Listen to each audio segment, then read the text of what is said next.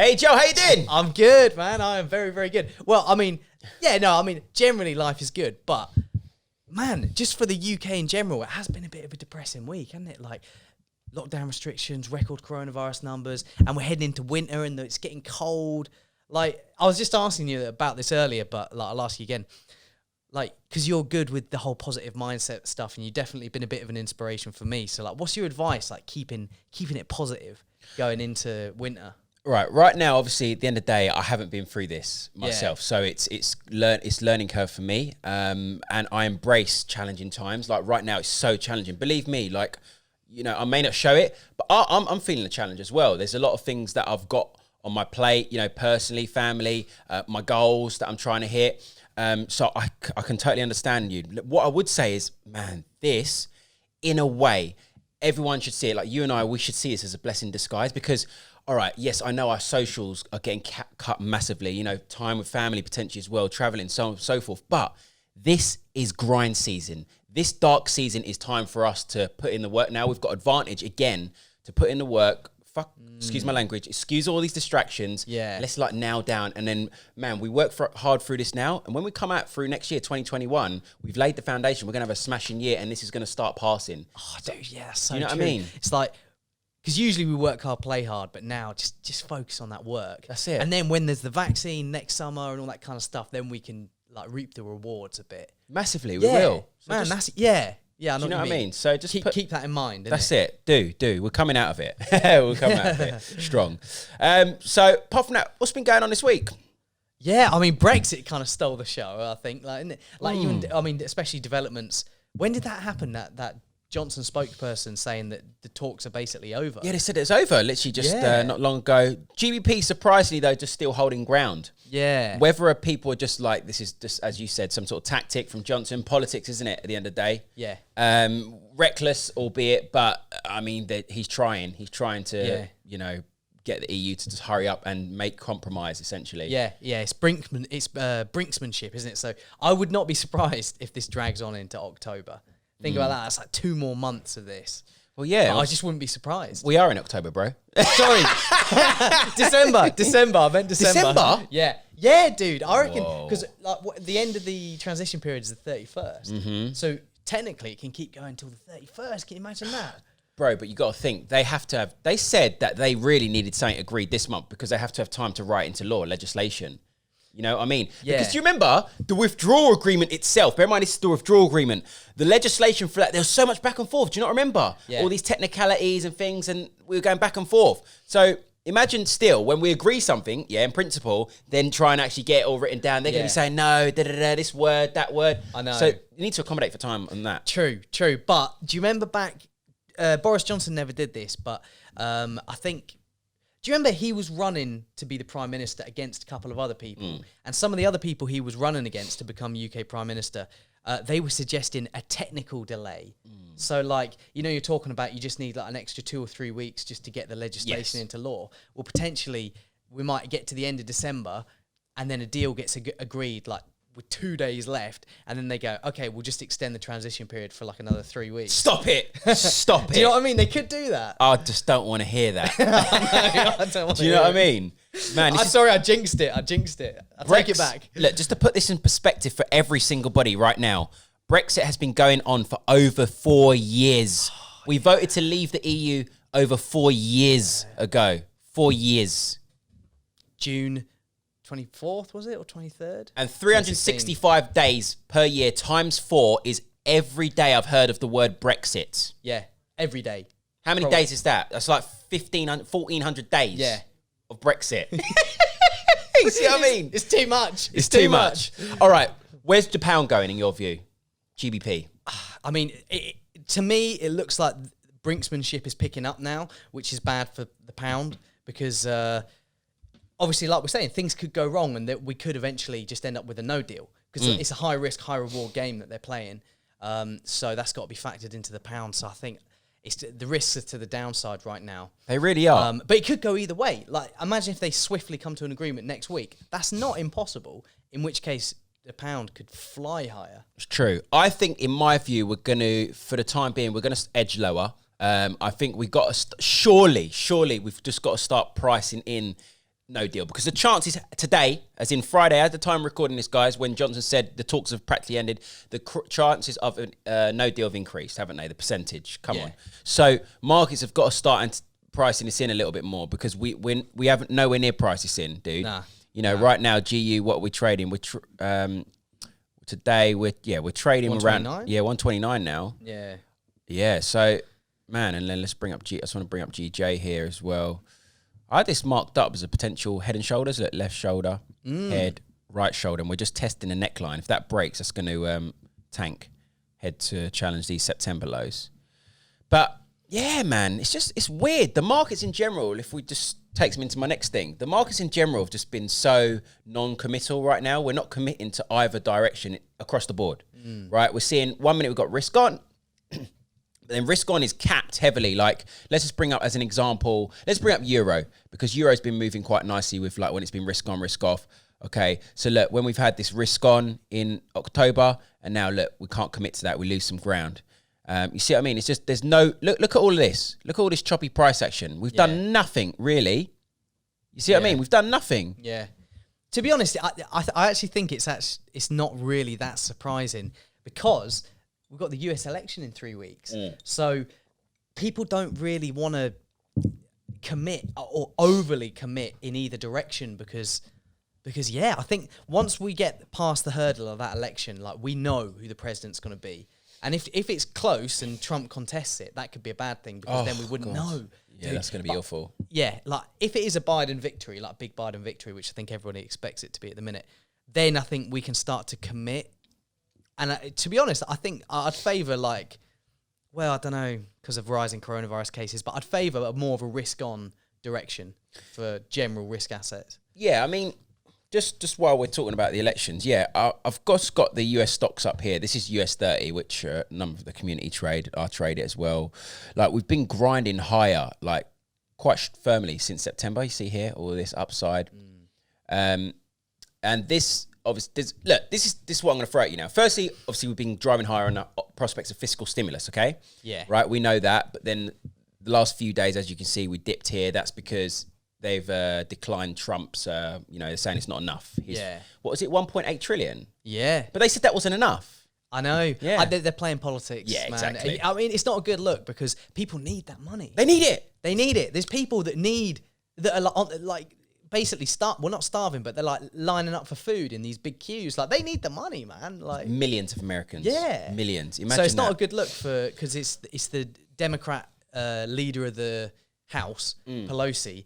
Nancy Pelosi. Yeah, it looks like she just doesn't want to give the economy a boost and the stock market a boost right before the election, because that would be bad for Biden's re-election chances. That's true. Yeah, I reckon that's what's going on. Not re-election. Sorry, but yeah, Biden's election chances. Election, yeah. Yeah. You know what's really funny? Nancy Pelosi, I don't know if you've seen it, she's been pursuing something like to try and declare like Trump as insane, like he's mentally incapable of being a president, and it's really like, you can tell. I think we all know that. But it's really, really funny, like just the way she's wording it, and like Trump hates her, like yeah. You know, when he talks about her in the press, it's really, really funny. He gets so angry. Yeah. Can I just say something? On the topic of the drama between Trump and Pelosi, bearing in mind these are like the two most important like politicians in the US, I saw something that was like, I can't remember where I saw it, but it's been 1 year today since they spoke to each other. They haven't spoken to each other in a year, despite all this coronavirus and everything. They haven't spoken to each other. Mate, they hate each other. They hate each other, bro. That's hate, serious hate. But okay, well look, all right, here's what I want to throw at you now. Obviously stocks are picking up again at the moment. I did a webinar on this, okay, and I initially said how Trump would be seen as more stocks positive, okay, more because he's pro-business. He introduced all these Trump era tax cuts, cutting corporate tax, so on and so forth. He, really good for businesses, because all this fiscal stimulus and stuff. But the markets seem to have switched their tune and now thinking Trump might be bad for risk appetite, as in stock rally, euro, all the riskier currencies. And maybe Joe Biden is more positive because they're saying that he's going to potentially come in and spend more. And then also he's going to be not so much pursuing, tariffs on China. Yeah.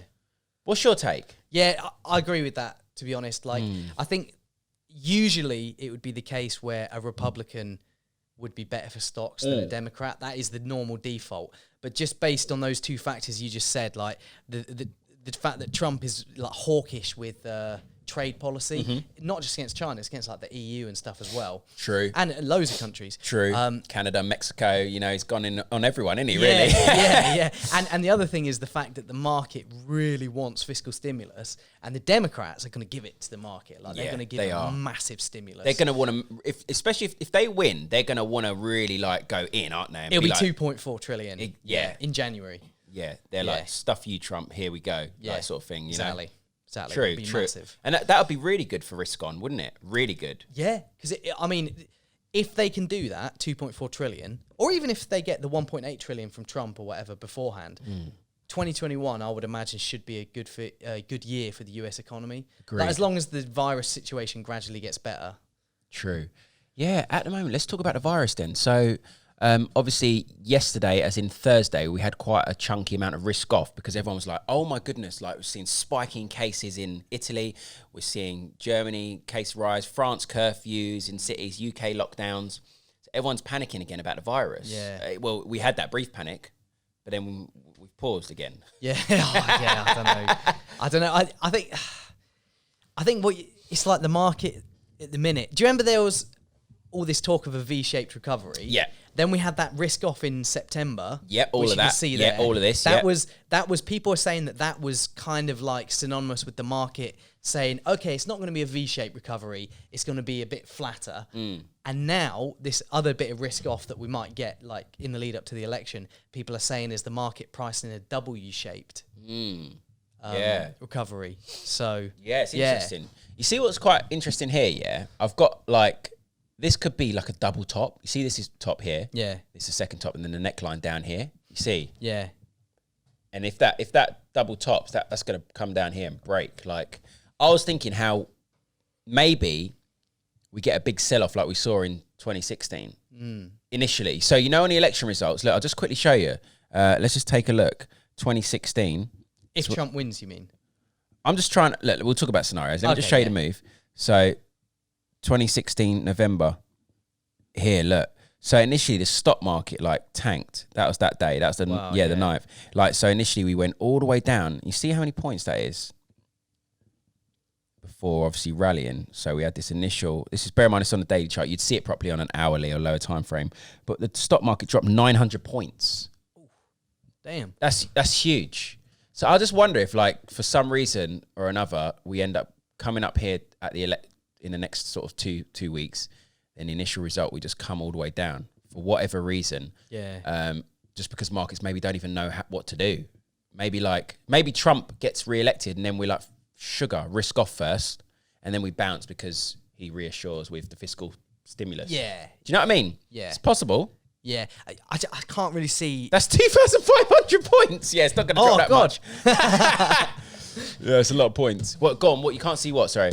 Yeah, no, what was I say? Yeah, for stocks, I just can't really see a scenario where I can see like like we had this 10% correction in September, but I can't see anything as big as what we had back in March, because that was like a global pandemic that everyone thought was going to kill like 2% of the world population. You know what I mean? True. Like, I can't imagine what we could be hit with now that would cause a sell-off that bad in stocks. It's because we know what it's about now. It's not the unknown. Yeah. That was literally the unknown. We're like, oh my goodness, we're all about to potentially die here, as you said.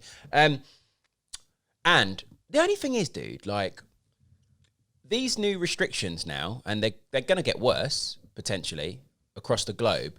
They're going to harm economic recovery. So why shouldn't we see all risk-off trading? Yeah, I mean, that's why people have been talking about downside this week. Dude. So, yeah, no, true. It is true. Mate, you've got to think. Look, come on, listen to this. I was speaking about this to one of the guys out there. This recovery from March is ridiculous. Ridiculous. Like, how do you recover like that? Yeah, well, I'll tell you one of the reasons why. Because the Fed pumps how many trillion of QE and drops interest rates to like nothing. Which is just what stocks just love, low rates and QE. Yeah, I know, but then at some point, all this has to be corrected.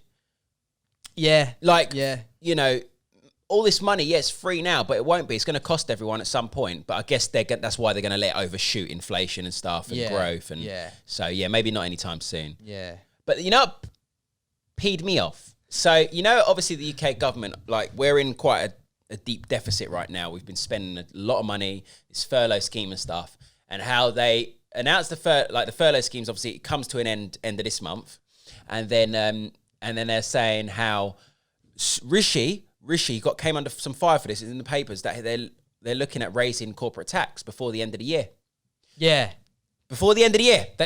They can't. They won't. Surely. This guy's a moron. Sorry, like they won't. They won't. Surely they won't. Dude, mate, why even say it? Like, yeah, I don't know. Businesses are crippling already, right? They're crippling. You've just given them this furlough scheme, and you want to take the money back right now at a sensitive time. Come on, man. Wait, you freaking morons. You got to wait until 2022. You got to let the economy recover at least to close to where it was before the virus. Mate, this is why, don't even want to do business in this country, because they rape you. They seriously rape you. This is a political view, but man, dude, like, you got to think, you pay VAT, you pay corporate tax, you know, you pay capital gains. What more do you want? Tell me. Sorry. I just lost it there for a moment. Oh, God, it's true. Dude, you need to go somewhere like Singapore or something like. I know. There's like zero income tax and there's hardly any business tax. Dubai's really good. Yeah, it's no income tax. Obviously, you pay like a little bit more on your goods and stuff, but there's no income tax. Wow. That's insane. Yeah, it's good. Yeah, so anyway. Move out there? Considering it, dude. You know what I'm thinking about? So when I'm all set, I'm looking at, so London, obviously got family and stuff, got things to take care of in London business. Then we got Dubai. So Dubai, where we rub shoulders with the right people, high net worths. And then Bali. Bali's our chill time towards the end of the year. You know, spend the rest of the year out there, plan for the following year. That's that's the idea hub, isn't it? Bali, yeah, like massively. Mind, exactly. Because this is high stress stuff, isn't it? Huge. Trading. Yeah. Huge, dude. Huge. So yeah, man. What else happened this week? I think that's been pretty much it, to be fair. Yeah, so one of the things that caused risk off briefly as well, the studies were paused. Eli Lilly and Johnson & Johnson. Yeah. But I saw on the positive news though. I saw WSJ article about midday today. Pfizer trying to accelerate a vaccine before the end of the year, potentially November. So that'd be good. Listen, just something political again. All right. So basically, you see how Eli Lilly and Johnson & Johnson had complications, in the studies. AstraZeneca a few weeks ago, right? The same thing, like a couple of their patients, whatever, they had some problems. It's because these greedy mother beeps, I wanted to say the B word, but these greedy mother beeps, of just thinking about profit. Who can get the first out? Yeah, so they're thinking, who can get the first out and profit from it? Not even just that. Obviously, they're under a lot of pressure, understandably, during this pandemic. Everyone's under pressure. Come on. Like, the government's probably like, come on, we need something. And this is what I mean. It's not safe. This is why I would not. Yeah. I don't want to say, I don't want to put anyone off vaccine. I don't want to share that for you because vaccines are powerful for sure, but I just would not be rushing to take something that they're rushing to put together. I know. And profit from. It is a bit concerning, isn't it? It is, dude. Yeah. You know, like I was speaking to my dad about it a few weeks ago and he's like, you know, he's going to take it. And now I think I've sort of said to him, look, you can see what's happening. They're rushing, You wouldn't want to be the first batch of people to take it, you know. All right, so vaccine aside, I think that's pretty much it this week, dude. Yeah. Next week? PMIs on Friday should be good. Yeah, that's a big. That'd be a biggie. RBA minutes, I think it's worth keeping an eye on because they've positioned in the markets for more action. Yeah, true. That weighed upon AUD. Yeah. AUD's still actually down today as we're speaking compared to its peers. Yeah, so potentially some dovish action and coming from the RBA. Cool, dude. Nice one. That was a good week, busy one. Stay lit, baby. Let's get it.